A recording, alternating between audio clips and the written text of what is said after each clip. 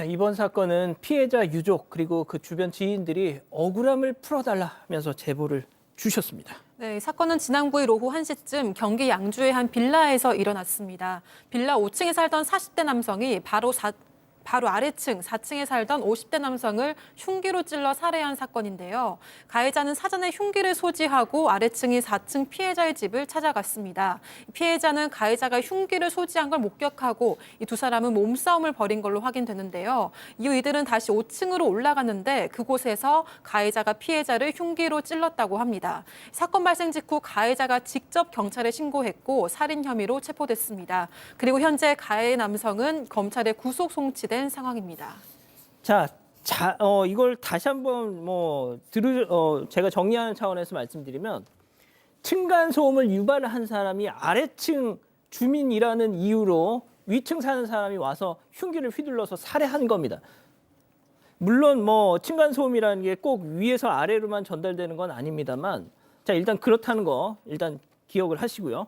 자, 그런데 이 사건이 언론에 보도된 뒤에 오히려 이렇게 제가 방금 말씀드린 것 때문에 피해자가 비난을 받았습니다. 그렇습니다. 범행 동기를 경찰에 진술을 했어요. 살인의 동기, 바로 층간 소음이다. 이것 때문에 다퉜다라는 건데요.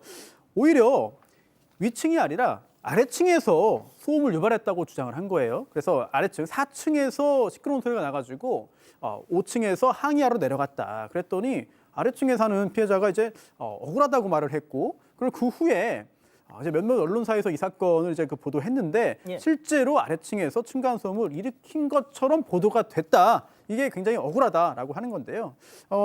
당시에 윗집에서 이제 가해자죠. 가해자는 5층에 사는 가해자가 이야기한 증언에 따른 이야기에 따르면은 평소에 다른 집에서 이야기를 했다는 거예요. 뭐냐면 아래층 피해자의 집에서 어제 쿵쿵 울리는 소리가 났다. 이걸 근거로 해가지고 층간소음이 있다고 주장을 했다는 건데, 결국 이런 보도가 나오다 보니 층간소음 이거 겪어보지 않으면 모른다. 원인이 층간소음이었다고 하니까 살인도 이해가 된다라는 이해할 수 없는 그런 댓글들이 나오면서 오히려 피해자를 비난하는 분위기가 생겼습니다.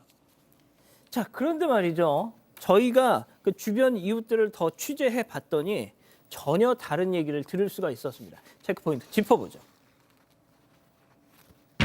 가해자가 사이코. 자, 이웃들의 증언 들어보시죠. 저는 KBS 뉴스를 봤거든요. 그랬는데 이번에 피해를 본 피해자가 층간소음을 낸 것이냐 4층하고 5층이 바뀐 것 같더라고요.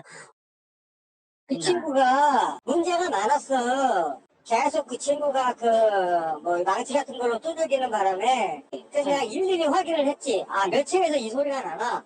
내가 분명히 확인했어. 그 친구야, 500 그놈이야. 그래서 내가 했더니 4층이 아니라 5층이었어요. 약간 사이클이니까. 자, 교수님 들어보세요. 네.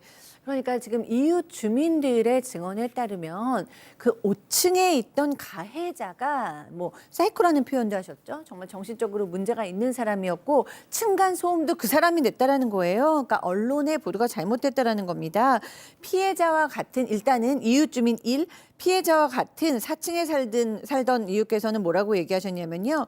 5층에서 소음이 들렸다. 그런데 피해자가 층간소음을 냈다라는 보도가 나와서 난 되게 의아했다라고 얘기했고요.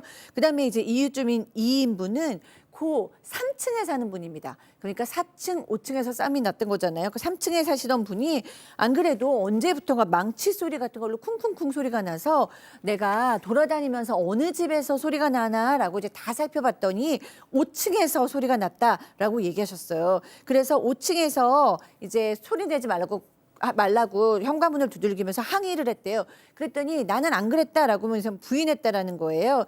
그러니까 이 이웃 주민들의 말씀에 의하면 층간소음을 낸 건 살해당한 피해자가 아니라 살인한 가해자 쪽이었다라는 겁니다. 자, 그리고 말이죠. 지인 그리고 유족들은 고인이 피해자가 층간소음을 냈을 리가 없다라고 주장하는 또 다른 이유가 있죠. 중요한 근거가 좀 있습니다. 빌라에 이제 피해자가 혼자 거주를 하고 있는데요. 직업 자체가 덤프트럭을 운전을 합니다.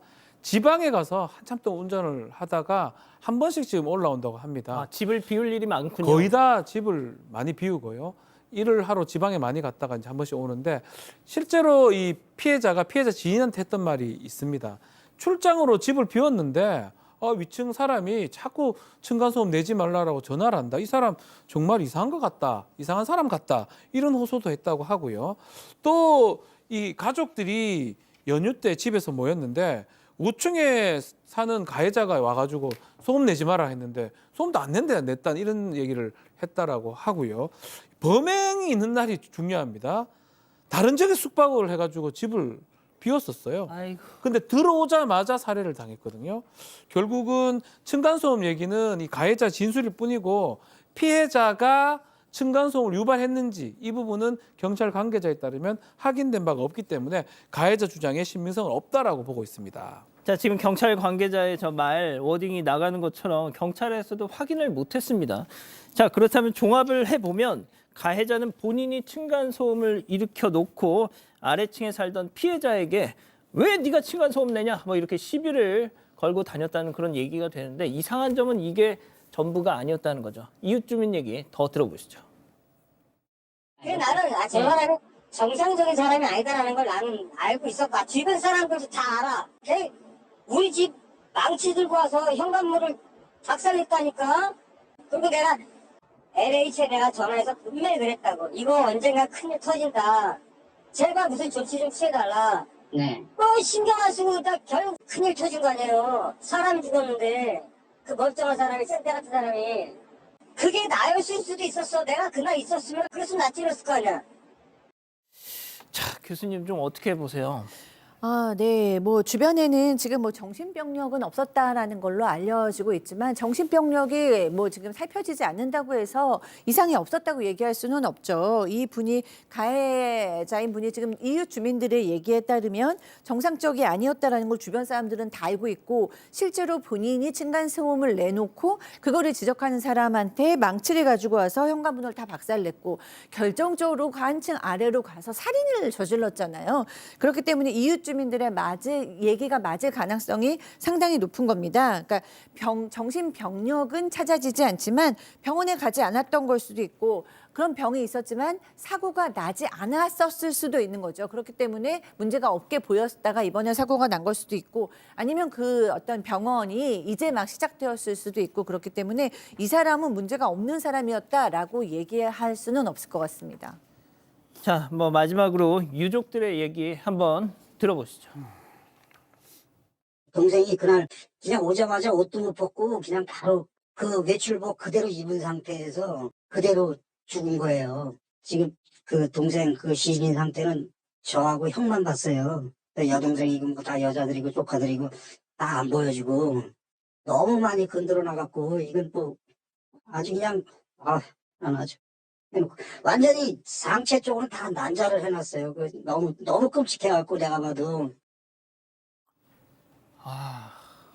뭐 좀 끔찍한 표현을 쓰셨는데 예. 그 정도로 시신의 훼손 상태가 심했다. 진짜 사실은 귀가하자마자 살해당한 겁니다. 옷도 갈아입지 못하고 살해당했는데 뭐 좀 표현이 있었는데 난도질을 했던 것 같아요.